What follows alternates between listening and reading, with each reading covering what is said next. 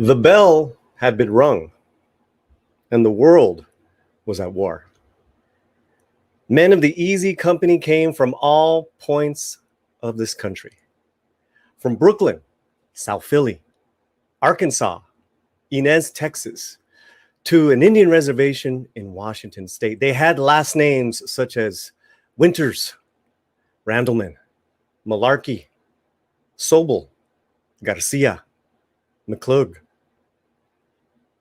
Perhaps the greatest generation of American men ever to walk the face of the planet.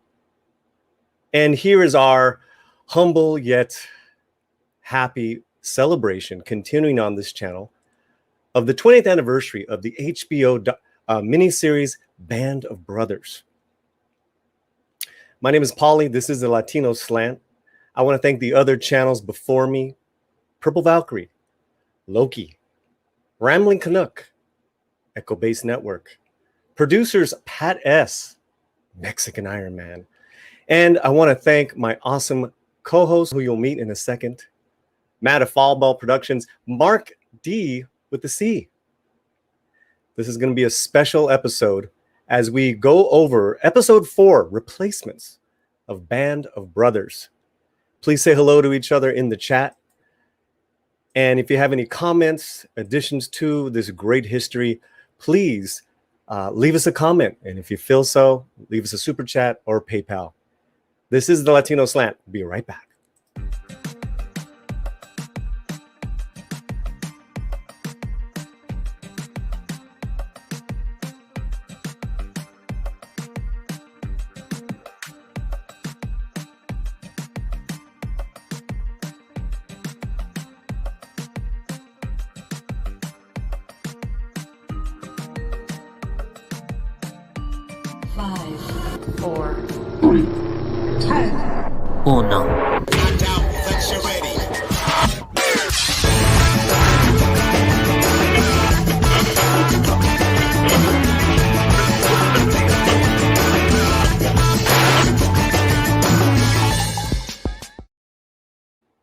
Paulie here, and we will bring on our panelists right shortly after this. This is an awesome show. I got a chance to rewatch Band of Brothers. I hadn't seen it in a few years, and I got a chance to watch all 4 episodes going into episode 4, Replacements. We all have a personal connection from one generation down to the next of these men who enlisted or who ran to fight for our country, such as my grandfather and my great uncle, Frank and Marcelino, who fought in the Pacific and helped free Manila. But that's another story for another stream, perhaps, because today we're talking about the Easy Company, and we're talking about the European theater and the show Band of Brothers. And let me tell you something. If you think that this is maybe some sort of boring kind of like documentary style miniseries, oh brother, oh sister, are you missing out on not only these fascinating stories, but great filmmaking. So let's get to it. I have just one of the coolest dudes in our community with his channel. I love the way he just shoots it straight. We got Matt of Foulball Productions. What's up, man? How's it going, brother? Thanks for having me. Good. Did you like the intro? I love it. That was really. I was hoping you meant me, but I was like, yeah, that's quite the intro to live up to. But I hope that I can.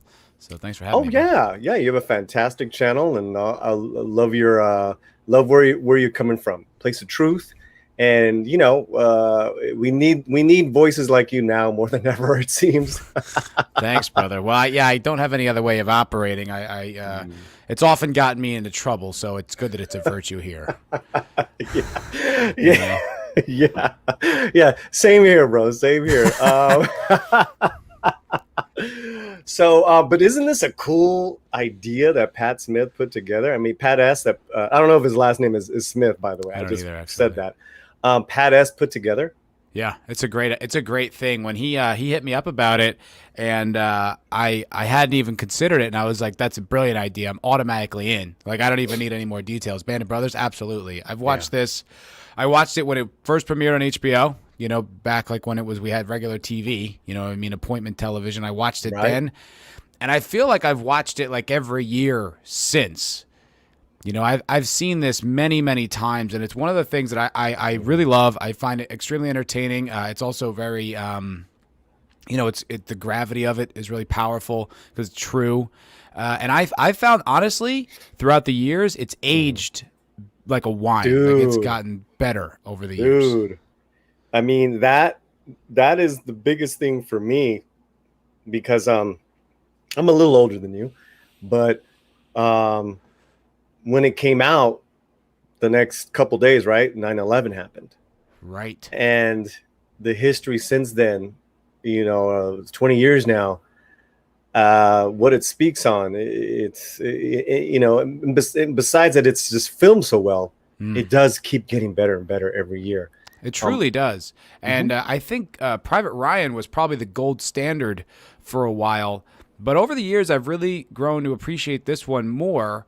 Because it's true, because it's a true story about these are the actual men who went through all this, went through all the training, went through all that hell in Bastogne, and these are the real, like, this is the true story. Whereas, you know, as much as a Private Ryan accomplishes a lot, especially with D-Day, after a while you're like, yeah, this is kind of a Hollywood movie. Like, this isn't a true story. This isn't really about anyone in particular. Whereas this actually is, and especially winners.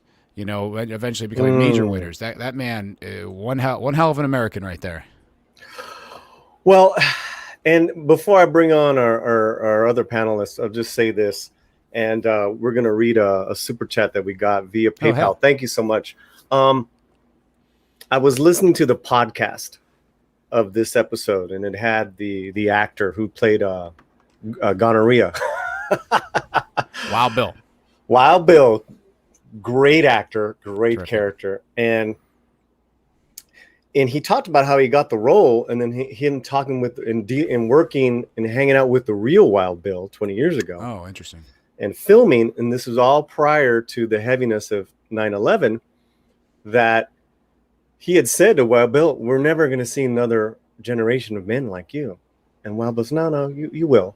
When the bell rings, you will." It's like, "No, I don't think so. I don't think so." 9/11 happened.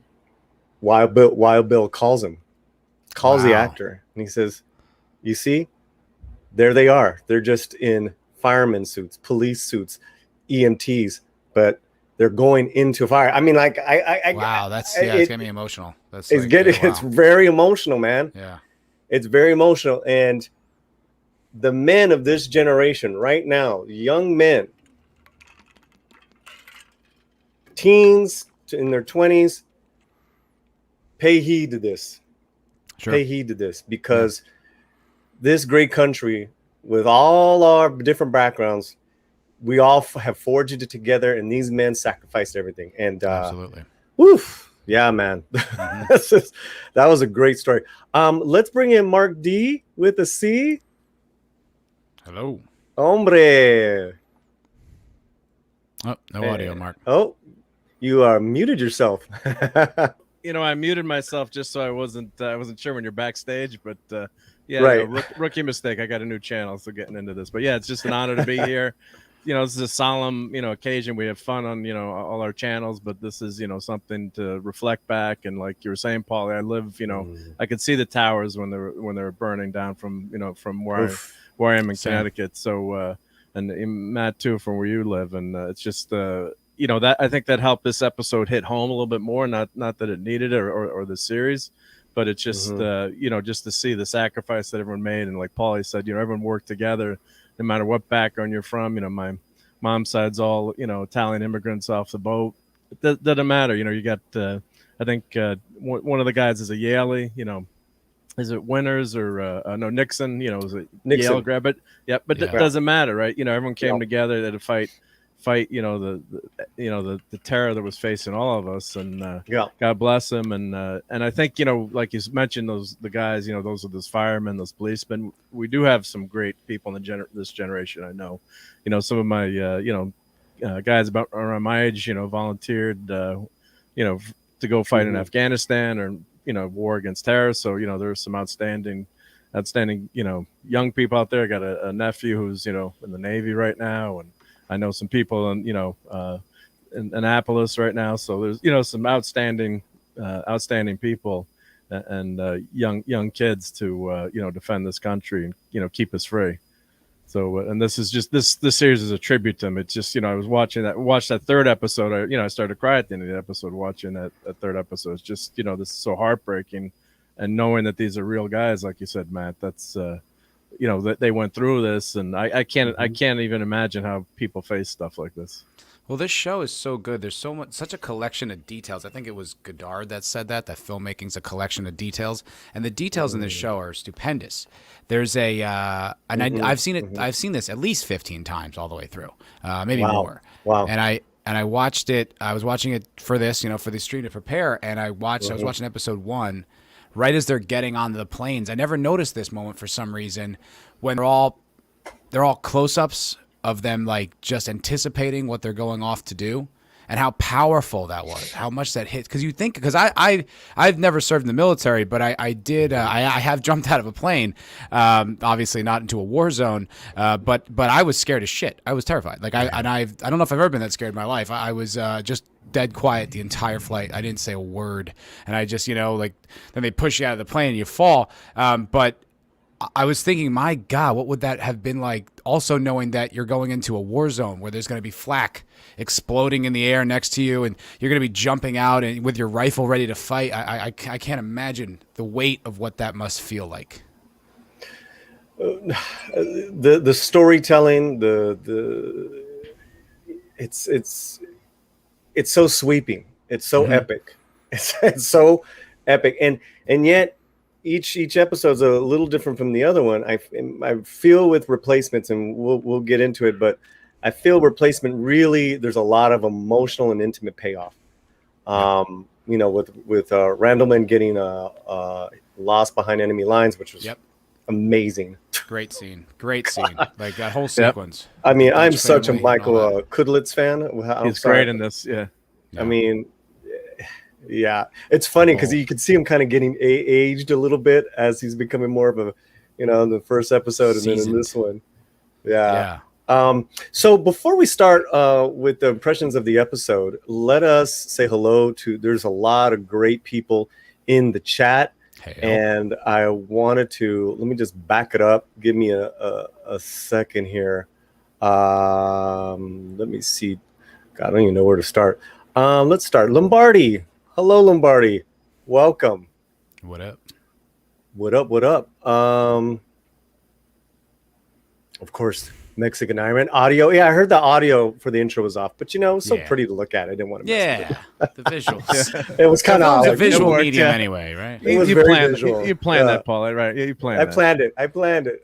Just Dave like Bob. I planned for my mic to be off. Yeah. Right. Hey, listen, that's the Latino slant touch. There's got to be a boomer moment. Just another red shirt. Hail, the mighty. Too much. 77. Hola, ¿cómo estás? Texas Shire. Haven't seen Texas Shire in a while. Hello, very nice Texas to have Shire. you. Good to see you. Yeah. Brightest day, amigo. Hello. Of course, Pat S. The mighty. Yeah. And I know I saw 32 Flavors of Nick Weiser. Hello. Sander is here. Hello. And one more I wanted to. BK Panther. Great. Thank you so much. And let me read this super chat from Mexican Iron Man. Band of Brothers series, as I watch it, brings back the healing it provided 20 years ago in the days after 9/11. When I was in downtown New York City, I watched the towers fall. Wow. Yeah. And thank you for this important retrospective. Thank you, Mexican Iron Man, for your super chat via PayPal. Thank you so much, man. Thank you so much. Hey, Nick Weiser. What's up, buddy? Hey, Nick. Well, Nick. Okay. See you, my friend. Give me your broad strokes impressions of this episode called The Replacements, Matt. If you totally go into story if you'd like. I just wanted to know, your thoughts on it. There's a few things that really stand out to me. One, like, it's really indicative of the title Band of Brothers. Because this is really where the camaraderie, I mean, the camaraderie is there the whole time, but it's exemplified really well in this episode. Like in the beginning when they're shooting, playing darts, and they're just kind of like the camaraderie, and he hustles. That's great. Him. Yeah. Yeah. He's playing with the wrong hand. Yeah. He's going to shoot left-handed all night. Oh, cause he's right-handed, that whole moment is really funny. And then like, it's intense because you have all the replacements and they're just trying to get ingratiated there, but you also have like Garnier, meeting Babe Heffron, and they're both from Philly, and that kind of camaraderie starts there, and he immediately kind of welcomes him because of that. And then it goes on. The thing about this episode, and I think about a lot of these episodes, is it's not just victory and glory, and this is the first loss we really see Easy suffer, or allies at all, and it's hard to watch. It's hard when that British tank commander won't fire through the building. Ugh. And that Tiger just boom, I think it's a Tiger, but just takes out that, it takes out the Sherman like real bad. And it's like the whole tide just switches and they have to run and everyone's getting shot. You lose like a few of those replacements, like from like mortar fire and all that stuff. And it's really brutal. And it's hard to watch your guys lose. It's hard to watch the Easy not take a victory because you're so attached to them by this point. You're 4 episodes in, you really connect with these guys. And then the whole thing with Bull, stuck in the occupied town, and that whole sequence, and that's so intense and such great filmmaking, and the level of like anxiety is so high, and he's got to do hand-to-hand combat with that one German soldier, but also back in camp, like back at the where they're all hanging out, the fact that those replacements volunteer to go find him. And I think there's a few of the older guys that go with them, but just that like that band of brothers really stands out to me in that moment. And when they get Bull back and the kind of what's it called, the reunion is very emotional and it's very powerful. And I think there's a lot of really just incredible stuff in this episode. That's just as powerful as it is, it really is a joy to watch. Mark D, before you start real quick, I know you brought up some photos, but the great Raquel Briggs is here. Can't stay, but I'm here to show my support for Latino Slam. Paulie, Mark D. And we'll just say Foulball Productions. Hitting it and quitting it. Thumbs up. Raquel, it's good to see you in the chat. It's been a minute. Thank you for stopping on by. And Mark Thanks, D. Raquel. What do you got for us? So echoing what Matt said. So you got these are the band of brothers that were being interviewed before. I love that to start. No, that's okay. But to start the episode, you've got the actual soldiers, and one of them is one of the this gentleman. I don't want to get anyone wrong, but I think one of them is a replacement. One of the replacements. And it's tough to fit in. So like you were saying, Matt, you've got your gang, your crew that's all together. You know everyone. You know how you work, and you've got these new guys coming in. And it's going to be tough for them. They've got to prove themselves, as one of them, saying, how do you blend in? But and then one of the other guys says, I didn't want to become friends with these new guys because they're so green. I just don't want to watch them die. I think that was Shifty. Yeah, it might have been Shifty. Yeah. So, but you can kind of, because this is not just joining a fraternity or whatever, some kind of group. I mean, these guys got to depend on themselves to keep each other alive. So, and then you've got that great scene in the bar. Like you were saying, where they're playing, playing darts. So I'll just flip through. Yeah. So there's, they're playing darts, and he's missing, of course. Yep. But these are the new guys, and it's like how do they how do they fit in? And one of them, I forget, the soldier says, "Hey, why are you wearing that citation for the Normandy conflict? You weren't there." And then the other guy says, "That was heavy. That was real heavy." That's future movie star James McAvoy. Yep, that's Professor X. Yep. And if we could back up to that 3 shot of them, McAvoy and Garcia in the middle. I read up a little bit about Garcia real quick, and you see this in a lot of these men, that they either lied or they changed something, so they made sure that they got in the art, like they got enlisted. So Garcia actually had heart murmurs that he covered up, like he. Wow. Wow, yeah. Because there's no way these men were going to be denied. Kind of like our Captain America, pretty insane when you think Yeah. about that. Yeah. Well, they say, I think in the first episode when they introduced it, they say there was one guy, the town he came from, they said 4 people from his town, they committed suicide because they were 4F because they couldn't fight. So they killed themselves. Like, that's how committed people were to this cause, you know, so to go defend like liberty across the world. I mean, it was a pretty insane conflict. Yeah, but So imagine that, killing themselves, to They can't go. They can't go, yeah. I'm gonna put me on the bottom so we see your beautiful face, Mark. it ain't beautiful, but yeah. So go ahead, continue, brother. Well, yeah, they're trying to fit in, so that's what's so nice. It's so well filmed. I mean, every shot is well done, and you really like you're saying, it does age with time. It gets better and better. And as you know, the characters. I've read the book, even though it was years ago, but I recommend everyone go read the book. There's an audio book. There's also a 20th anniversary podcast that HBO put out that Paulie was referencing. I recommend you listen to that. And and then they get the good/bad news. They're in England and they're going to go paratroop in for Operation Market Garden, and they say, oh well, it's going to be easy. It's just a bunch of old men and kids, right? Right. So and then you see the new guys are they're telling him how to take don't strap your Garand face up. He's going to whack you in the chin, and don't bother your reserve chute. You're not going to need it. We're jumping so low. But it's the old guy. They're almost like parents, I guess, or to the younger guys. That's the kind of way, or looking up to like an older brother. And then you see Sobel make an appearance. That was very jarring. Swimmer, he's good in this. I mean, he's a good actor. I mean, he's great. He's got that such a little fuck. Yeah, I mean, it's really, really like one of the best roles I've ever seen him in. And I'm not a fan. Hateable. I'm not a fan, but I'm like, oh shit, he's a dick. He did it. So hateable. He pulled it off. Yeah. And of course, I don't know if listening to one of those podcasts, I found out that actually Sobel had tried to commit suicide in 1970.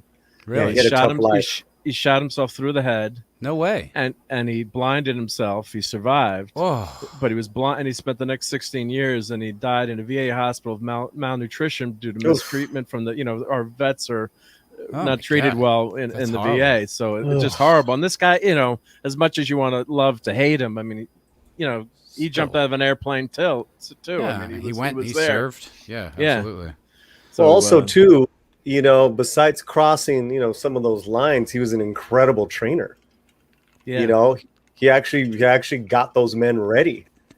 All his tactics, you can say, as fucked up as they were, they served all those men in the battlefield. It's just that he did cross the line, and then of course he was horrible on the field. I think that was he didn't have. I don't know how true that was, but they said that was true. Yeah. Okay. Well, I think all the non-coms deciding to basically, what they were mutinied essentially, where they all resigned their position as non-commissioned officers. I mean, whether the accounts of Sobel are accurate, that happened. So there must be something to it. Mm-hmm. If they all did not, they're so committed to not going into battle behind this man, then there must be something to the fact that he was a brutal leader and not good in the field. Yeah. I mean, I was going to say, plus he was a screw up in the field too. Like, I'm a student of General Patton, and I've read tons of books on him and studied, everything on him. And, the guy was an SOB, but he also got the job done. So it's sometimes you don't mind. So when it came to be in the field, and the guy could have used the GPS. I mean, that's unfortunately he just didn't have it where it takes on the field. So that's why the guys, I think, didn't, eventually lost respect for him, because, one thing to whip a guy. I mean, you've all had that football coach that you want to kill at some points, and they're putting you through hell. But then in the end, you end up winning, and you're playing, and you get your objective. But he couldn't, lead the team. So I think that's why, they eventually, like you're saying, Matt, the non-coms eventually said, hey, you're out of here. I wanted to point out Dave please. Bob he said about that thing that what excuse me, that Bull says to Cobb when Cobb starts antagonizing, like, because they're kind of ribbing the replacements, you know, the old guys, and they're ribbing them and giving them, you know, grief, but they're kind of doing it in a fun way, whereas Cobb just starts getting mean. And he's like, "Why are you wearing that citation? You weren't even there." And then, like, you know, he takes it off and puts it down and walks out. And then Bull walks over to him and he says, "Shit, Cobb, you weren't in Normandy neither." And it's that whole and it's just so heavy, and you see it's so heavy shame, and the emotional payoff is later on, of course, that what's his name, McAvoy, James, the actor, is that of course he dies in the field right there, and artillery, I think. God, he got tore up, man. Yeah, he's having a hole in his head. And you know, supreme mad respect to all these men that we're talking about, because these were real people.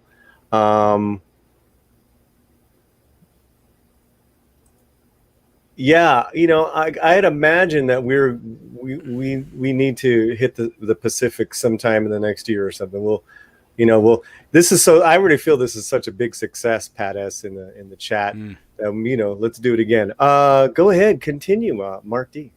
Yep. So they're headed to Holland. So they're expecting it to be, you know, relatively easy according to the intelligence. And I love the way the episode, you know, there's some beautiful shots here. You know, it's war, but it's still, in a way, it's beautifully shot, I should say. It's scary as hell, though. Yeah, real fast with that. And listening to the podcast, keep it on that image. Which, oh wait, no, this is later on. But when they're going, this is the winter drop. This is other episode. This is the first drop. The first drop. Right. So in another episode, they're saying the actor Hughes, who played a gonorrhea, was really amazed by the CGI and how the CGI still holds up. I was going to say, this is really early CGI, and you can definitely see some flaws in it. Like, I notice they copy a lot of the sprites. You know, like, you can kind of see there's not enough variation in some of the animations. Gotcha. And you see, like, the way the chutes open, it doesn't look that right, but it's extremely effective, and I think it works. Whether you can kind of see the age now that it's 20 years later, but still it worked really well, and it's only something that I think you'd notice after multiple watches. And I think they did a great job in episode 2 when they actually are doing the landing, when they're doing like the real invasion. The way they shoot it with that kind of weird filter over it, so it's kind of this grayscale over everything. It really gives it this ominous feeling, and I think it kind of helps some of the more older CG. Yeah, kind of mask some of the flaws. Yeah, and then kind of making it look, like you said, with the lighting and stuff, like making it look old on purpose. So it doesn't pull you out of the episode, which is good. As the story continues, gentlemen, it's almost too easy, because it's so quiet. It's a clean drop.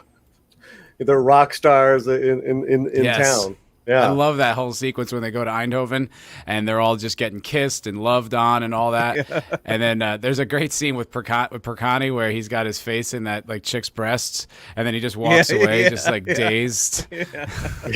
It's moments like that about this show that just make you bond so much to these characters as you watch the whole show. You know, it's those moments of levity and those moments of just brotherhood that really, I think, elevates this show above most any kind of thing that I've seen about World War II or the military, because it really does. You just feel so connected to them because of those moments of levity, because of those more human moments that aren't so, you know, not just bleak military stuff. It's like you feel like they're your friends. Yeah, you get to know them. Yep. Yeah. Like that moment where they steal the beer or whatever. They're like, I love Holland. You know. Yeah. Before the battle. Yeah. So in that moment of the filmmaking so great, because even in that moment of Jubilee, you're not buying it, and it does feel too easy. You're right. And then I think it's because of the way they track the characters that we know, the soldiers. Everyone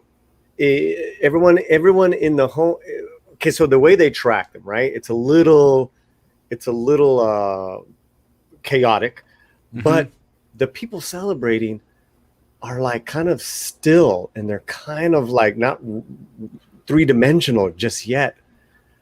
So you're like, what? This is kind of weird, you know? And Interesting. and this is just my take on it. It's not until an act of brutality, and that's great. It's not until an act of brutality that you really kind of jarred and like, okay, something's not right. And that's of course when they publicly flog and shame the women. That's this woman here, actually. That's that woman, right? That's that woman. Yep. So and I'm like, what's going on? And then I realized, after she was a collaborator, they said she slept with the Nazi or the Germans, and the guys that collaborated, well, they're being hung, so it's not ending so well for it's a lot better off for them. So I just can't imagine being occupied in a town like that. People are human too, so they but everyone turned against these people that you don't know who turned maybe some Jewish people in or who did what in this town, but they're also finally after 5 years. I mean, imagine being surrounded or occupied for 5 years. I mean, my dad was born in the early 30s, so he grew up in Geneva, and they were totally surrounded by the Germans, and they were expecting an invasion at any time. And they had, of course, not as bad as this, but he told me, they had no food, they had no bread. Or they had this like stuff. He said they had the worst bread you've ever had in the world. It was like the grain, because they were such a small country and being totally surrounded. No butter, so they were, rations and everything was shut down. So imagine living like that. We were so scared over the vid with toilet paper and not to make light of what happened, but we really, knock on wood, didn't have any major shortages or didn't go hungry or things like that, but there were people that were just suffering for, imagine them being liberated from that suffering after years and years and years of, being occupied. So that's the other part of it that I think this episode gets so well too, in terms of the people we meet later and the people that are in Holland and Europe and just under the, the boot of the Nazis, and who knows how they've been, tortured and abused. And you just see the psychological scarring in some of their faces. The dark story arc that happens is by the end of this episode, the Germans start bombing Eindhoven again. You saw that shot in the horizon. Yeah. And it's like all these people that are liberated now, it's, they're getting bombed. And it's like all this happiness and jubilation cut down. And it's like, how many of these people died after that? And it's that's why I'm telling you, Matt, that this celebration, I mean, look at even the shot here, like there's something very disturbing, like it's not a real celebration. I thought the way they filmed it was fantastic, man. And the kind of the military disorganization and Winters and the other lieutenant, I think it's Meehan. No, is Meehan dead? Meehan's dead. Yeah. One of the other lieutenants is trying to keep moving, like get organized. Yeah. Right. I think they got their mission. Yeah. I think exactly how they were feeling, the two leaders. That's how they wanted the audience to feel. It's like it's this. There's too much chaos. This isn't right. Yeah, people are celebrating and making out or whatever, but we're in a war zone. So of course, absolutely, of course. Go on, please. Oh, sorry. I was watching the documentary, which is essentially just all of those interviews, just like long form and strung together, like in the order that like the events happened. And there was one thing they were saying, like during this occupation, something they were really worried about were German snipers, during all this. So that's kind of part of the reason why they're like, keep moving, because there could be German snipers just waiting to take out officers and stuff like that in all of this celebration. Really, really quick, the great Sander is with us. Sander, are you from Holland? We know Sander from Midnight's Edge chat, and because Sander says here now, my dad lived during the war. My granddad fought the Germans and spent 2 years in a German camp and escaped. Whoa. That's an interesting story. Yeah. God bless, man. Escaped. Wow, that must be. God bless. Jesus. How terrifying. Yeah, I have drawings. He goes on to say, I have drawings made in the German camp. Wow. And yes, Sander is from Holland. Well, that's interesting. That's why I love this damn community, man. Yeah, me too. I was thinking about that today. That's another stream, Matt. Yeah. we're in the right place, my brother. You know what I mean? With the I right feel you, dude. people. Yeah, For sure.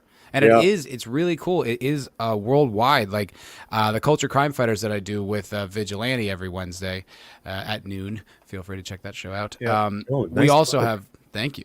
We also have a podcast. Like I've released it as a podcast on like, this rssfeed.com or whatever. Yeah. But it tells you, like it has a digital map of where people are listening from. Oh, really? Okay. Yep. It's really cool. It's literally the world over. There's Moscow, Bangladesh, South America, all over the United States, England, Ireland. It's amazing. Yeah. It's like, wow, it really is. Like, it's a world of people listening. It's so cool. Well, the world is here in the chat because PurpleValkyrie is here as well. Good evening, darling. Hello, hello. Hello, Purple. Good to see you.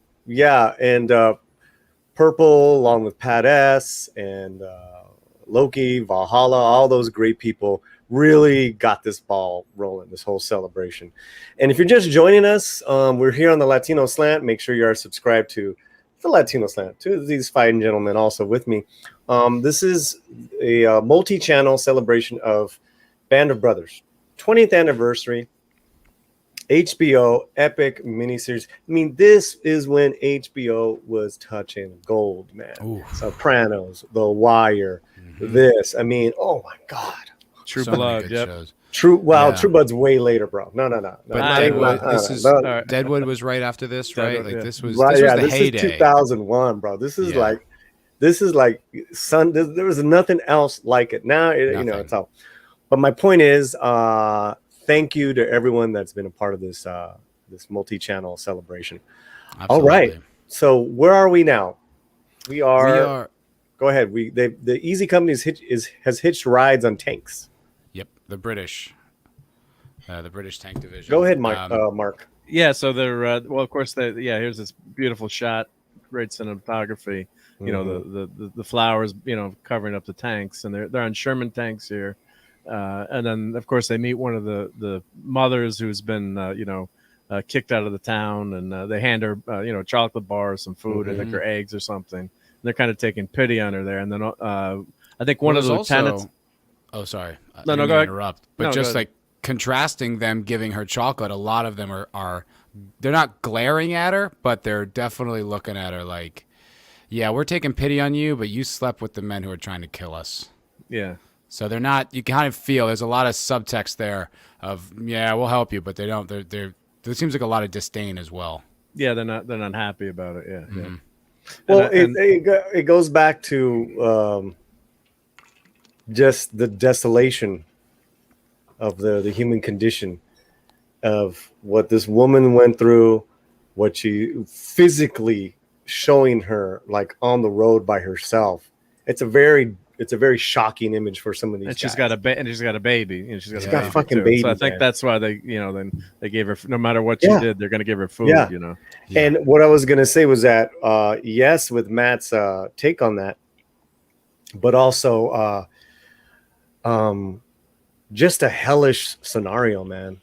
They don't 100%. glamorize war in this, which should It's never be probably done. the It's worst not- thing that you can think of is when you're fighting a war, you see a woman and a baby, and this woman is just jacked up and or, can't really go anywhere because they're everywhere she goes with her shaved head. It's the a symbol, like a kind of a scarlet letter that she Oof. slept with the Nazis. So where can she even go for a sanctuary? Yeah, no, really I was quick. thinking- Hold on a second on that Sure, that thought. Real quick, some fine people are here in the chat. Snowdub, Hey, hola, what's Hey, up, Snowdub. brother? And I wanted to give a quick shout out to, where is he? He's driving. Hope you're being safe. Glogo 13's Anime 101's got a great new channel, and he is a fine member of our channel. He's the Capitan. We have soldiers, capitans, and generals. Isn't that funny?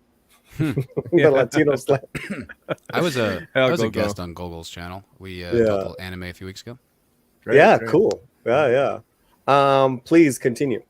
I was just gonna say, I was thinking too. Maybe this kid was a son of a German soldier be. too. I was kind of thought that. thinking that. That's That kind of many thinking years that. of in a way. occupation, probably. Yeah, I was wondering. Yep. So, but yeah, it's just, and then you've got this lieutenant who's, I don't know if he was, kind of green, this guy, or he's just walking up, and they're, like you said, Matt, they're all worried about snipers. Get So a he's load of General Patton. yeah, get a load of General Patton. Let's check him out. And unfortunately, he's that's when the shit hits the fan. In the episode when the sniper shot rings out and everything goes, and then you see some of the green guys. I thought it was a good contrast. Some of them didn't know what to do or didn't know how to react, and like, should I just stay there? And the major's like, go, they're shooting stationary targets, don't stick, yeah. Get on the move. And the replacement goes like, just lay down, stay still. Like his instincts are exactly wrong for the situation. It's so interesting. Yeah, and there's that moment too where they just can't take their eyes off of the lieutenant, right, on the floor. Yeah. And the is it the medic? I forgot who went out to help him, but he gets shot too, right? Shot too. Sons of bitches shot the medic. Yeah, they shot the medic. The SOBs. Jesus. Yeah. And then this guy's garage gets jammed. I'm assuming that's one of the replacements, and he can't get his weapon to operate. Cinematically, this whole kind of like series was just amazing because you had the old guys and the new guys. I wanted to point out something. This passed from before, but it was when they do meet Sobel, Popeye is on the Jeep with them, and he went AWOL from the hospital, which is a really good bit of foreshadowing because I think around episode 6 or 7, when that other guy, I forgot his name, but he got wounded, and he comes eventually, like after Bastogne, and they're like, wow, geez, where you been? You know what I mean? He's like, hasn't been that long. Like, yeah, it is. And it was like, they showed the contrast. Like, that guy stayed in the hospital for a really long time, went through all the therapy and kind of stayed out of the field, whereas guys like Popeye, not to shit on the guy, but the show highlights it. The guys like Popeye did anything they could to get back to their guys. They did anything they could to get back into the fight and help out their band of brothers. And it's a really interesting bit of foreshadowing to put that here and pay it off like 4 episodes later. Nice. Yeah, it was interesting about that too. Sobel, Webster, right? Yeah, Papa goes. He's like, he let you go AWOL. I guess anything to get back into the fight, and then he starts yelling at one of the other guys for stealing the Harley, the motorcycle. Like, malarkey. Oh, that's a malarkey. It's the same old Sobel. Then same old Sobel. But he didn't turn him in. But he didn't turn him in for deserting the hospital, right? So I guess he's on the one hand he did have one smart moment. Yeah, some principles. Speaking of which, Malarkey, played by Scott Grimes, I actually met and had a conversation with him one time. Ooh. I was bartending this event, and he was there. I met him twice. I met him at this big event, and I told his wife, I was like, hey, I'm a huge fan of your husband's. I love Band of Brothers. And he came back and was really humble and had like a little conversation with me about the real Malarkey, saying that they're still friends and they still talk and this, that, and the other. This was a few years ago. I don't know if the guy's still alive, but then another time, like, we sat and talked for like 15, 20 minutes, and really cool guy, very humble, very down to earth. It was just everyone. I've met a bunch of people actually from this show. I met the guy who played Toy. I met the guy who played Liebgott. I met the guy who played Lieutenant Spears. And every one of them, so super humble and grateful to be a part of this thing. No Hollywood nonsense from any of them. That's what I got from the podcast. From Hughes, who played Gonorrhea. That they themselves, the actors, do their own reunions, and they have a bond as well. As you can imagine, this wasn't like a normal, stupid ass movie. This right. Sure. No, it's not. This goes beyond just entertainment. That being said, it's a pretty entertaining, suspenseful, because there's so many fuck ups like this, like the British being so polite and. Thanks, Montgomery. Because if you don't know the history of Mark Agard, and then you also forget too as you're watching the episode, it's like, oh, this is Easy Company, they're going to win. You don't expect them to have any setbacks, so you think, oh well, they're going to do. Even though this guy's being an idiot, they're going to figure out a way to take out the Tiger tank, and it's all going to go well. And unfortunately, it doesn't, right? So it's it's all just everything just goes totally haywire. No matter how much training you've got. What type of tank is that? I'm not sure what kind of tank. I think that's I'm guessing that's a tank destroyer, but someone maybe in the chat would tell me. But that doesn't. I'm not sure what that is. Actually, one of the tanks I saw later looked like one of the tanks my dad was in the Swiss Army in the 50s. It was a tank destroyer. A lot of different tanks in this. Yeah. So I don't recognize that. That is a great question. Someone in the chat can Google it for us or let us know. But sometimes what they have to do is use tanks, from they obviously still have Shermans, but there's probably not that many Tigers left, and they just fill in with whatever tanks they look old and that they can use. So we're getting some answers here. British M3, I think. Thank you, Dave Bob. Thank you, Dave Bob. Yeah. Oh, well, someone else is saying Churchill tank, British infantry support tank. Okay. Yep. Nice. Nice. It doesn't look like the image. The M3 doesn't look like that tank. The M3 is that could be the Churchill tank, but it's like the movie Patton. They're using Patton tanks in the movie because they don't have enough Shermans. I think it is a Churchill tank. That's what it looks like from Wikipedia. So I wanted to go back to this ambush battle because what's so amazing about it is that there's not just one challenge. There's many different attacks that the Germans are just jacking us up, from the snipers to the machine guns to the high ground advantages that they have to the tanks. You're just like, damn, every corner the camera goes, there's a new thing. I mean, it's just so well done. Yep. And it's scary, and it's like when that like MG42 is in that like kind of crow's nest above everyone, and eventually they take it out with the rifle grenade. But it's just scary because all of a sudden there's this overwhelming German force that they've won everything, especially going back to, I think it's episode 3, where they take those fixed guns. They take those, they do it so effectively, and Easy Company's kicking ass and taking names. And pretty much every engagement you've seen up until this point, they really wiped the floor with the Germans. And now they're getting their asses handed to them. And it's like, there's all these tanks, there's like infantry. They're getting kicked out of this town. And it's really, it's tougher to watch, it really, the weight of it hits you. Oh, let me. My screen disappeared. There we go. Let me go back. Sorry, some guys. great comments and interaction in the chat. This is amazing. It's great. What's interesting to see is like, oh, I didn't know you knew about World War II, like Krusty Moko or these other people. It's awesome. That's awesome. That's cool. Awesome. And Krusty points out, the best part about the Shermans, we had a lot of them. Yeah, unfortunately, it wasn't the best tank in the world. I mean, it was just we outproduced the one-on-one. The Tigers got a bigger gun. From that German general, he says one Tiger tank was good enough for 4 Shermans, but the Americans always had 5. Yeah. That's great. Yeah, right. That's great. They poured out like ants from every corner. Yeah. Yep. So there's a point here where Randleman gets cut off, and that scene where he's crawling, like kind of like he's trying to stay in step with that tank, and try not to get run over. Yep. God, that was. Oh yeah, that was that was incredible filmmaking. Oh yeah, that was really good. Yeah, because didn't someone in the last episode get squashed by a Tiger tank? I think. Yes. That was brutal. Ooh, yeah, brutal. So, I mean, think about it. Yeah, you got these 40-ton, 60-ton vehicles rolling around. I mean, there's no OSHA safety factors here. It's you got to stay out of the way. I mean, it's scary, man. It's scary. terrifying. Yeah, I mean, what a horrible way to go.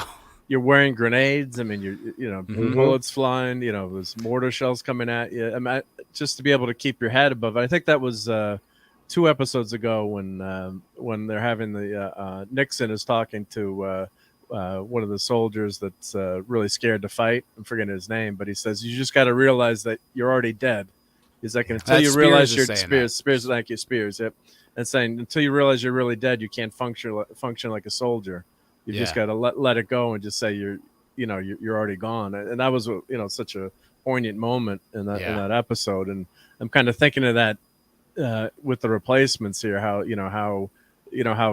not going to say they're timid, but I don't blame them. It's like, but how you've got to learn to act under fire and react and get the job done. Otherwise, you're dead or your buddies are dead. So there's a great quote about wars, like soldiers jumping into war, and it's kind of like this process that happens, like, you know, because everyone, you know, you're generally young men going into war, and everyone thinks, oh, you know, before you go in, it won't happen to me.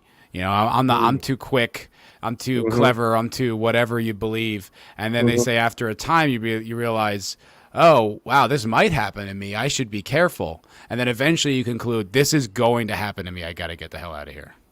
That like you just have to get out. Like there's no like war is hell, and you will get got eventually. And it's like, God damn, man. Yeah.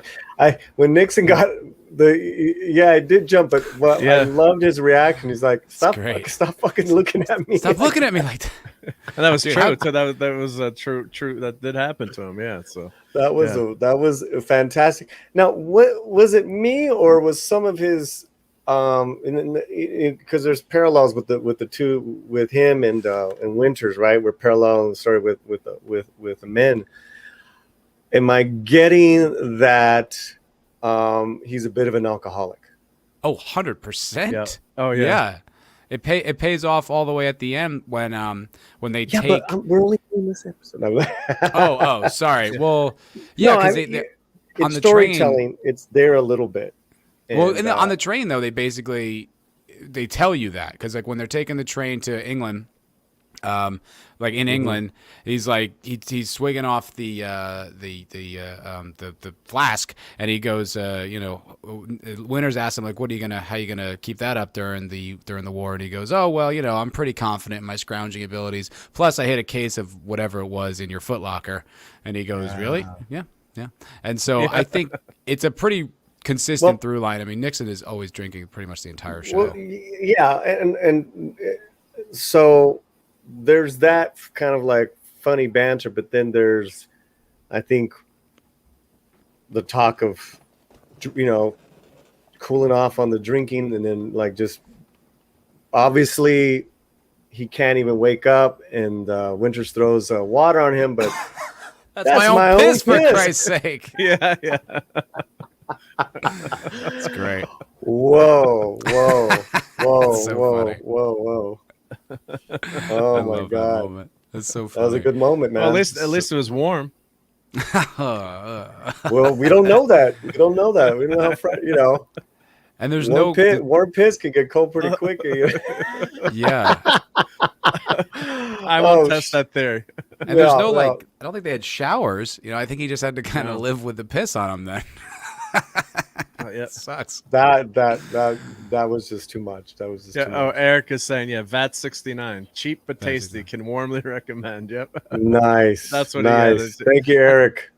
And I was watching one of the podcasts too, and they said, Johnny Gonzalez, welcome. Sorry, Johnny Gonzalez, welcome. Hey, Johnny. Eric, of course, and quick shout out to Stephen Otten, who I can't keep track, meaning as far as wow, God, this chat is weird. Like in the YouTube chat. Yep. Stephen Otten, deleted scenes, upgraded his membership tonight to Slantino General. Wow, hell dude. Yeah. Nice. Way to go. That's $19 a month. I'm sending you. Dang. I'm sending you a gift, buddy. That's going to be the gift of drink. From VAT 69? Yeah, exactly. I'm going to send you some VAT 69 Johnny Gonzalez. A Latino slant flask full of booze. I know. And I'm like 6 years sober. Oh, let's bring on our brother Pat as the producer of this. What's up, man? Hey, Pat S, your mic is. You don't do what I did. You want to say something, or you just want to hang out in the green room? Okay. And 3, might have stepped away. 2, 1. Okay. Let's go on. We tried. Producer's busy. On. He's busy. Just talk to us in the private chat. Yep. But it's so that you have that scene where they've got to save their buddy here, and they're gonna doesn't matter, leave me behind, and they they knock a door off, they think fast, and they get him to safety, and then that's where the bullet ricochets off his helmet. He's like, am I okay? And it's like, holy crap, you're inches from dying there. And then this is, I guess, on the truck on the evac, and then just one of the. I think Right. I'm assuming this is one of the new guys. No, that guy's been around. Oh, that guy's been around. Okay. That guy I think was they the were. one who. I think they that's thought Cobb. Randleman was dead at that. Like they're like the worst was thought of for. Yeah, that's Cobb though. That's the guy who said the thing earlier about the unit Oh, citation. yep. Okay, I got you. Right. No, yeah, I didn't recognize him with his face is all Right. covered. No, he's got that distinctive face. Yeah. Yeah. So Well, that he has ties a great back. moment in this battle. There's a great moment where they're all huddled behind like a short wall, and then like 3 of them run off, and he stays around, and then the artillery just destroys the wall, except for the little section that Cobb is huddled behind. Wow. And just like the disbelief right, on his yeah. face. That's Yeah. right. Yeah. God, this episode. Yeah. So many close calls. God. Yep.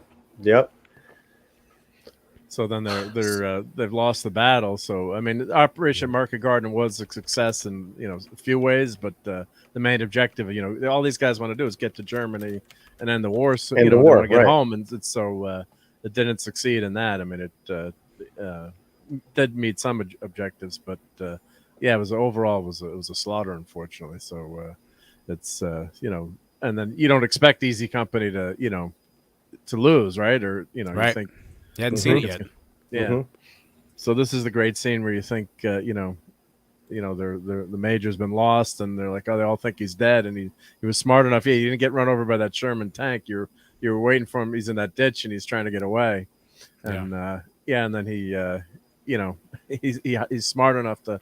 I guess there's a drainage ditch or something there, sewer or something. He's smart enough to hide. And then you've got that whole great scene where he's overnight, and he's trying to, and I guess it's a refugee family. I guess it's the father and the daughter, and then you're not sure at first if they're collaborators or what they're doing there, or you think he's going to get turned in, and then you have that whole great scene, that whole sequence, and you're on edge the whole time, thinking that someone's going to pop out and kill him, or he's going to get found. So I thought that was, and the way it was so dark, the way they filmed it, was really tense, and they did a great job on that, producing that whole scene. Two deleted scenes comment there about Roy Cobb. I just Googled it. I think he was a real paratrooper. Apparently, according to Band of Brothers Wiki, Private Roy W. Cobb was a paratrooper with Easy Company. So I think he's a real guy. I don't know if maybe the personality traits or the instances you're talking about are some kind of composite, but he was a real guy. Yeah, sometimes they would mix characters together, and but I think for the most part, because they want to honor these guys, I think for the most part they kept them as they were, as their the actors portrayed real guys. This is what made this movie series so well done, I thought. And there's this scene too when he's finally he's injured, and he's he's got to trust him. He said, here's the knife to the K-bar, pull out that shrapnel from his back. So he's got to trust this, this guy could plunge the knife into him, and you're like, is this so smart to do? And well, you have to turn your back to back to this guy. There is a lot of trust, and he saves he fights to defend them, man. And a smart bit of filmmaking where they don't subtitle what the Dutch are saying, so that you feel as confused as he is. I noticed that. That's a great. Yeah. Again, you're right. I mean, the filmmaking. You're so right. Yeah, great observation. Yeah, you don't know what you're exactly. Yeah, you don't know what they're saying, so it's you're guessing, But then the humanity going after the United States. Listen, I'm kind of tired of that narrative. I've heard this a lot from Europeans. I really don't. We're going to move on from that. We're here to celebrate. Address it? All right. Nope. Yeah. Nope. I really don't. I'm just saying there was a whole Western Front. That's all I want to say. Well, we can say a lot more, and but we. Well, thank God Russia didn't liberate most of Europe. I know you want to celebrate, but my dad. I had friends that just, their dads escaped from camps in Hungary and lived under communists. So, yeah, if you think Russia liberated Europe, go. Oh, gentlemen, let's. I know. Paulie's like, we're keeping it positive. Sorry, gentlemen. Let's move on. No, it's okay. So now was it him or was it? I forget who saw at this point. I don't think it's him. I think it's someone else that saw the bombings. Because it's at the end. That's Winters is looking at it's it. Winters. Okay. Winters and Nixon, and he goes, "Yeah, so long as it's just kids and old men." Yeah. Yeah. And he kind of mocks the bullshit Right. intelligence. Right, and there, that was, you're like, oh, he dropped it, and that leads to the one-on-one, correct? Yep, that's the one. Oh yeah, Yep. this combat. Yeah, this is great. Boy Dark. fought good too. You know, to fought with that rifle, man. You know, it was like the block, and the stick. I was liking that shit. It's like, boy, he's trained. He's a big guy too, so It's a big boy, man. Yeah. That's a brutal fight. I mean, he gets stabbed. The other guy gets stabbed, and it's that was. There's nothing glamorized in this. Stab in the let's just face. Keep going back to that. But Stabs in the face, and he Like right in the looks at the daughter right before he does that final kill, like he's dead. But then, yeah, he's Blood like, all over his face. I'm gonna finish it. Dark. Yeah, man. Yeah. Yeah, I didn't clip that. I didn't want to clip that scene because it was so gory too. But I got her reaction to it, like this guy that she just moments ago was trusting, and just looking at the horrors of war and how nothing is superficial in this series. It's all made as realistic as can be, and it doesn't glorify anything. It's just in the end he's just there covered in blood. It's like thankful to be alive. So. And the great thing is too, then his buddies want to go, come save him, right? So they're risking it all. And the one guy's like, screw it, I'll go. And then one other guy's like, I ain't going back up there. Yeah, what are you crazy? I ain't going back out there. And then he goes, it's Cobb again, and then he goes anyway. Yeah. Stupid. Pat S in the chat, if you can put the information for tomorrow's episode. I know you said in the private chat. We have tomorrow's episode celebration is on Vito the Amazing, his channel, with Snowdub, Brightest Day, and Glogo 13. Wow, look at all those guys. Cool, right on. Yeah, Good well, collection of lads. that's cool, but hey, our panel's better. No, hey, no, continuing the celebration tomorrow on Vito the Amazing. Let's get that link in the chat, Pat S, before we're done. But 25 people in the chat.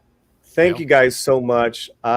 Make sure we got a bunch of likes, which warms my heart. Thank you so much. And I appreciate you all. We're here celebrating the 20th anniversary of Band of Brothers, HBO's miniseries with I want to say one more thing as well, and then we can go on with finishing up the story, Mark D and Matt. A lot of these actors went on to a lot of stardom, right? Not every single one, but like more. A lot of than them didn't too, but yeah. Some of them didn't, but you got James, you got him, the Winners guys, and he's in a bunch of stuff. This is a generation of great actors that are still working. I guess that's what I was. Neil McDonough. No, yeah. Well, there's also the guy who's only in a few episodes. I think he's in episode 1 and 2, but he or maybe 2 and 3. But he played Al Capone in Boardwalk Empire. Mm-hmm. That guy, he's in a lot of things. He shows up in a lot of different movies. He was in The Irishman as another gangster. I can't think of his name, but he's also in Snatch. He's a great actor. I really like him. Yeah, and then you have Simon Pegg who makes an appearance. Mm-hmm. You have Tom Hardy makes an appearance. Right, Tom Hardy's in it. Yep. Very briefly, but yeah. Fantastic. There's a guy who Simon plays. Pegg, yeah. He's the guy. I think it's Hall. Mm-hmm. Is it Hall, the one who gets killed from the bomb, from the booby trap in episode 3? Mm-hmm. He played Moriarty in the BBC. What's it called? Sherlock Holmes show. Oh, okay. That was him. I just watched that. Yeah, that was him. Sometimes sometimes you forget where you see an actor. You're like, I know that actor somewhere. And of course, it's so easy now with the internet. My wife is always like, get off the computer and watch the movie. Andrew Scott, yeah, that's it. Andrew Scott. I mean, just a fantastic display of actors. And David Schwimmer. And Schwimmy. And Schwimmer. Yeah. And it's I mean, this is Spielberg and Tom Hanks. I mean, this is, some of the best, some of the biggest names in Hollywood anyway. And they made, it's such a masterpiece. And it really feels like you don't feel like they're in it. You know, I don't feel like I'm getting Spielberged. I feel like Yeah. I'm just getting an incredible piece of media. And for anything regarding like the Western front, I think this is probably the best piece of media ever made about it. Yeah, it was Not interesting bad. too to listen to that podcast. Can't highly recommend it more highly, but they also mentioned these guys. I mean, they were in boot camp together, you know, quote unquote boot camp for 10 days. And they said they Yeah. kept David Swimmer separate to kind of, you know, make the guys not like him so much and give, you know, he Right. was like the big star back then. And they all kind of learned, you know, some basic training. And I think they all did a great job, you know, with their weapons. It looks realistic how they're handling them. Yep. You know, And- because, you know, if you've ever handled a Garand before, any of those weapons, you know, they're doing it. It looks like they know their guns. And then, of course, the rookie, when it's jammed, he doesn't know what the heck to do, but that fits. So, you know, it's really believable. And the uniforms look great. And they, you know, they really carry Did a great themselves as soldiers. And they said that boot camp really kind of helped them bond together and to, you know, Well, kind of. yeah, and Johnny Gonzalez saying, "Don't forget Captain Dale Dye." He's the one who ran that boot camp. He's an Yes. actor in this, but he's the one who ran the boot camp because he is a Maverick lieutenant.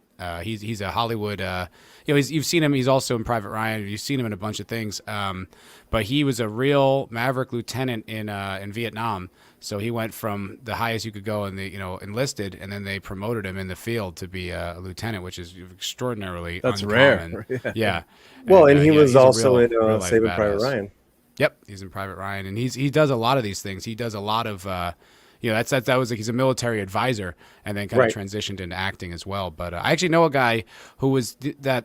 What's that movie that came out on Apple Plus? The Tom Hanks submarine movie, or the Tom Hanks? Yeah. I'm trying to Yeah. remember the name of that one. Yeah. I didn't see was that. pretty. I haven't seen it yet either, but I know a guy who's in it, actor I used to like do scenes with, and he told me stories about Captain Dale Dye and just how like cool it was to meet him and work with him because he was the military advisor on that movie. And I was like, God damn, I would be so intimidated. This is like a goofy actor, you know, this guy's the real deal. You know what I mean? And you're just trying like desperately not to screw up. You know, it's like it must be intimidating to be around a guy like that. I would think. I think so. Yeah. Eventually, I think maybe you overcome it. I guess as you work long enough. But yeah, initially you got to be like, you know, what the heck, you know, how do you know, it's like I'm just a person too, you know. But Yeah. it's but you got to respect them, and then that's what makes these movies so good. Because like if you watch, you know, the John Wick movies, as much as it's a fantasy, Keanu Reeves, I mean, he trained, and I was watching some of the YouTube videos that he did showing how good he was with those weapons. I mean, so like a Tom Hanks, you know, also he's, you know, fantastic, you know, method actor, and they're believable, you know, you're believable. Yep. So that kind of gets brought through, I guess, by this production. So in Spielberg, one of the things they said in the podcast was he didn't want any cranes used in this filming. He wanted to keep it all ground level, and you know, so you're in low with the troops. You're not Smart. very few high shots, you know, maybe of the village or something, but all the combat, everything is, you know, down below, and you almost can't tell what's happening. But that kind of fits because thinking of these guys, they don't know there's a tank around the corner or Sure. you know, what's hidden there. So that makes it real grim and gritty. Of course, this great scene here too when he comes back. He's like, "You're alive, you know, you're alive." The major's alive. Yep. And he tells them, and they're like, you know, these guys went on a suicide mission to bring you back. And he looks at him, he goes, "Never did like this company none." Yeah, right. That was great. Such Yeah, a that was great a great- line, so great well delivered. Yeah, it was. Yeah, so they're thinking about the next mission. I think that's where that line comes in, or soon. Yeah, where he said, "We don't mind." It's these guys talking, saying, "Yeah, we don't mind as long as it's not, you know, old men and young boys." You know, Right. And the Right. next, so I guess he's got to go to the infirmary. Yep. Well, it was a great shot because Hospital. they're driving away, and it's Winters looking at him. There's a slight nod, you know. Yep. Yeah, Pat S. pointed that earlier, that quote from Winters saying that Bull was like the best soldier he ever commanded. What perfect casting, man. That's What great. It perfect fits the role. Yeah. Yeah, just a great character there. Yep. There's such great faces. Like they you know, some of the guys like Percani and stuff like that, like a lot of the East Coast guys remind me of guys I grew up with. You know, it doesn't have like this Hollywood sheen on everything. They look like real people who really went, and I think it's very restrained casting by by the production. I really admire that. Well, it had to be, and you're wondering, and let's just wrap it up, and then give some some final thoughts. Story wise, what's happening here towards the end of the story of this episode, Pat, Mark? Yeah, so they're watching just the town being bombed by the Germans, and they're just pulling out, and it's basically their first defeat, and they know that they got to fight the Germans another day, and it's not going to be an easy road to across the Rhine, and it's going to be a much longer war, and they're not going to be home for Christmas. So I could see how depressing that would be for these guys. Plus, then they're dealing with the buddies that got injured and lost, and and they're dealing with that too. So the realities of war just really hitting home, and there's some great cinematography here, and just showing that town was celebrating just a few hours before. So and then this is the title card at the end. So they said it was a high risk operation that failed. The Allies' plan to end the war by Christmas 1944 was not to succeed. Easy Company's regiment, the 506, lost 180 men, while 560 were wounded. Of the entire 101st Airborne, 750 men were killed and 2,100 injured. At Arnhem, the British 1st Airborne lost nearly 8,000 men. That last one, I'm like, holy shit, 8,000. Yeah, 8,000. Yep. Wow. Yeah, and going back to also then to the Russian involvement, they lost. Oh yeah. Look, that guy wasn't wrong. He was just kind of being a jerk. The Russian front was horrifying. I mean, it really was. Yeah, and right. I think most historians kind of collectively agree that Russia won World War II, but that doesn't. I think that's more of like a narrative that's kind of just people who are sick of hearing about America and sick of hearing like this being the majority of the media about World War II is like what happened with the Allies on the West. But I mean, there's some validity in what he's saying. But this all happened, and these men really did this. And the bravery and the sacrifice should not be understated for any reason. And I couldn't have more respect for people who did stuff like this and how important this war was. I mean, since then, pretty much every war we've ever fought has been a little gray. You know what I mean? Like, so it's like these men doing this very noble cause and just how committed they were. Like Winters, I was watching the documentary with all the interviews, and Winters saying about when Popeye got shot when they were taking those guns. And the first thing he says is sorry. I'm sorry I got shot. I didn't mean to F up. And he goes, Winters almost came to tears because of how he felt, how beautiful that was because of his commitment. That his first thing when he got shot or hit was that, I'm sorry I can't continue to do my duty. Like, I apologize. And he was just blown away by that level of commitment. He's like, that's how all the guys were. It's like, fuck, man. Yeah, he doesn't want to let his buddies down by not being in the fight. So yeah, that's what a great band of brothers, right? I mean, they don't want to get hurt. He's like, yeah, I effed up. I got shot. My butt is, I'm using the language, but yeah, my butt's messed up. And then he comes back. He's like, I didn't mean to F up. He's like, it's like, it's all good. He said, I just can't sit down, right? Yeah. So so he's ready to fight. He just can't sit down. So so these guys made an incredible sacrifice, and I was touching on the other panel I was on too. They didn't really talk about it, so I'd mentioned some family friends we knew or people we knew, and they would never talk about the war or what happened or and today everything's so out in the open and on Instagram and Twitter, which is great. We can communicate with this great community, but on the other hand, all these guys internalized a lot of things, and they really suffered. A lot of them when it went home.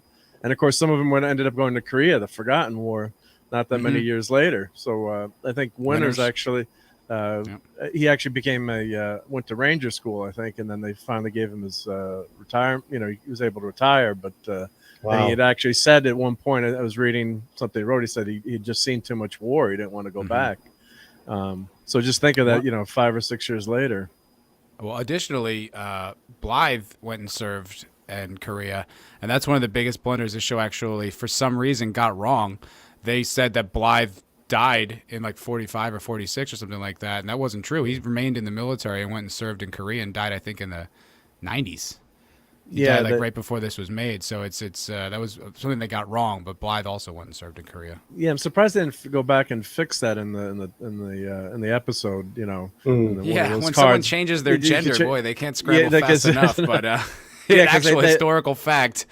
Yeah, they mentioned. I was reading. They Sorry, said Paulie. No, they it's okay. It's okay. They in wrapping went it by up, what the soldiers. Well, they went by what the soldiers told them, so they Mhm. apologized for that. But they should have gone to change it. Yeah. Yeah, fix it. in wrapping it up, gentlemen, thank you for your time. It's been a fantastic talk. If this was made today, Band of Brothers would be fill in the blank.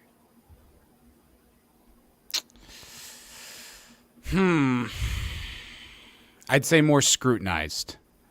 I would think, because I was thinking about this and I was like, all these brave men, and then I was thinking, well, you know, probably some of them have said racist things over the years or something like that. I feel like there would be this kind of, it probably wouldn't get made because it's too pro-America, and that's just not in vogue right now for whatever reason.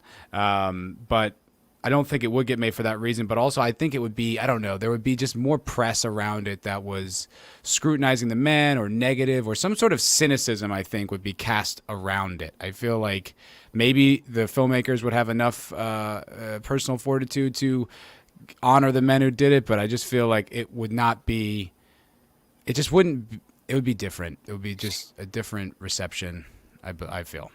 Mark D.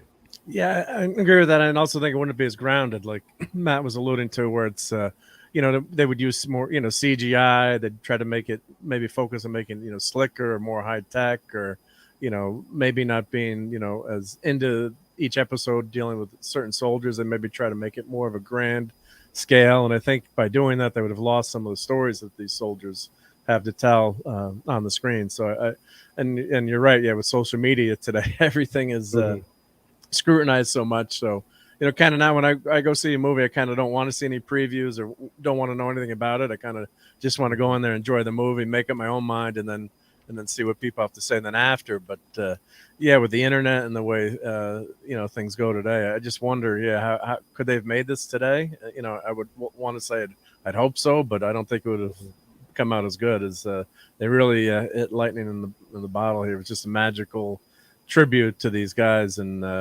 that's why it works, is because you feel so bad when you're watching them get shot up or hit or injured, and you're worried about them because those actors are so good, the production's so good.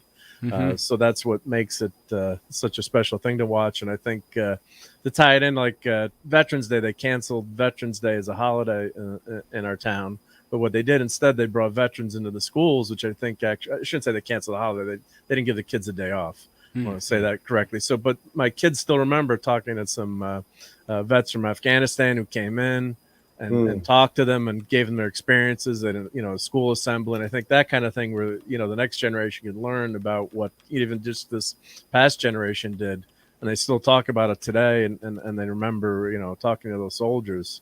And that's why I think these kind of shows are so important, because it's not, you know, is it entertainment? Yes, it is, but it's also a documentary, and it's history, and it's making that history entertaining, but it's also showing you what, you know, what really happened. And it's not like a Rambo movie. It's this is how horrible war is, and this is why we want to avoid it at all costs. But if you're going to mess with the U.S., this is what's going to happen to you. Well, thank God it was made when it was made, and we get to celebrate it 20 years later, and every year, and 30 years, 40 years, I think it's going to have a great impact. And because you can do all the genderizing and all that you want to do, and try to, you know, out educate the masculinity out of us, and the sheer strength it took to fight like they did, but you never will. And hopefully men won't have to face war like that again. But you know, it's great for that men exercise, you know, whether it's martial arts or training, or, you know, I'm a firm believer in that. So yeah, you can't squelch the the male spirit. And if people hate me for what I said, I could care less. This was one of the greatest moments in our history. When yes, America can be great.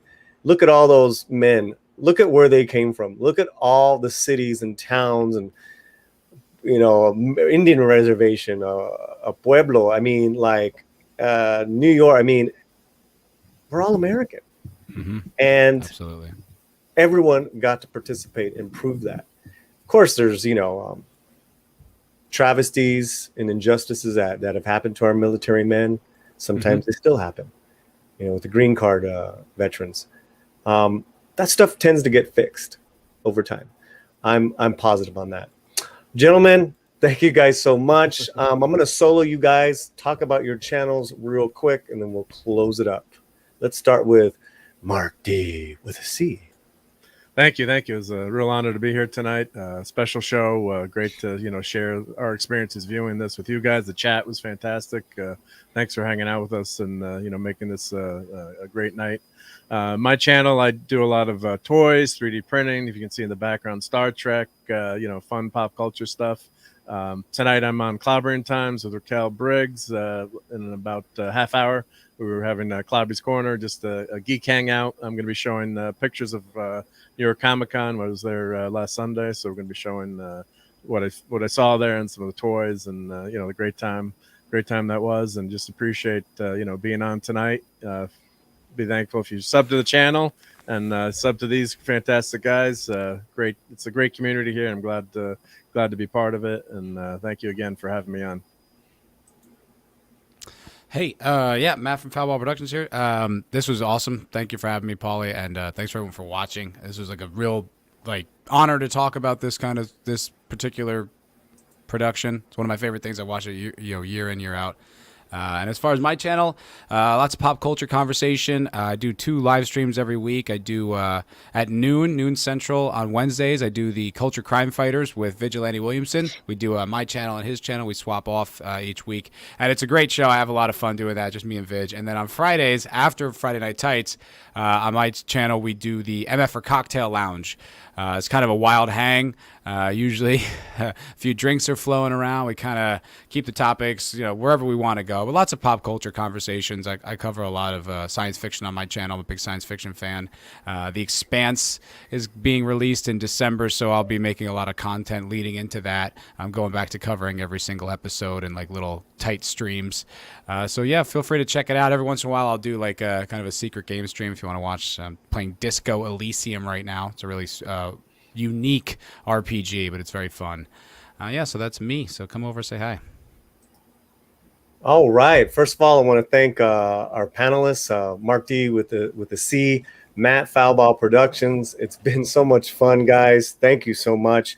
Producers Pat S, Mexican Iron Man, and the channels before me, you had PurpleValkyrie, Loki, Rambling Canuck, Echo Base Network, and then us passing the baton.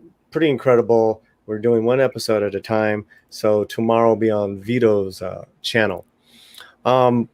There's really no greater country in the world than this experiment called America, for its fantastic failures to its amazing triumphs. We're persevering, and stories like this bring us together. And in any time, whether it's now or whether it's during, you know, other times of calamity, always focus on the things that can bring us together. That's what the Latino Slant's all about. We love celebrating our culture with everybody. I have some cool videos on other World War II stories, including the Aztec Eagles, a Mexican group of fighter pilots that fought in World War II alongside the Allies. And I'll be doing more videos as well. We have videos every day. I think you'll like it. I want to thank all our members. I want to thank all the people that are in the chat. God bless. Have a good night.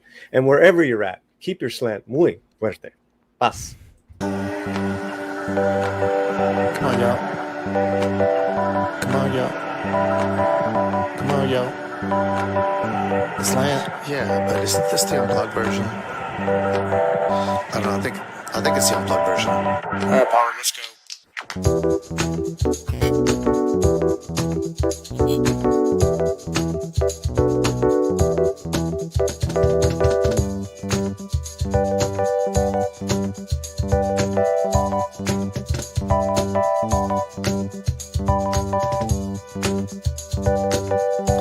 All right, listen, y'all. Just go ahead and let the guest play. Come on, jeez. That's better.